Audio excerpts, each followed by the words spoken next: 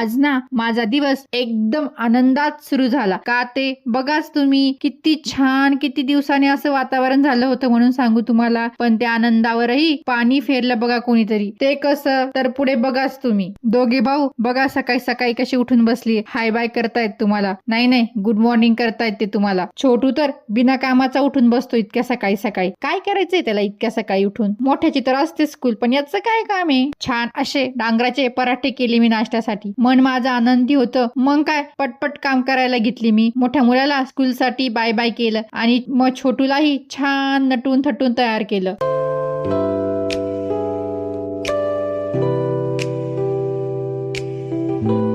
का ते सांगते तुम्हाला, गेल्या 15-20 दिवसापासून माझी बाहेरची कामं पेंडिंग होती. त्यासाठी आज मुहूर्त काढून मीही रेडी झाले. छान असा नट्टाफट्टा करून मीही निघाले बाहेर डोकावून बघते तर काय, हा असा मुसळधार पाऊस आला आणि माझा आनंद त्या पाण्यात वाहून गेला. मग काय केला आपला स्वयंपाक, घेतलं जेवायला. त्यातही मुलं मध्ये मध्ये करतात. मल्टीटास्क चालू असतो माझा त्यांच्यासोबत.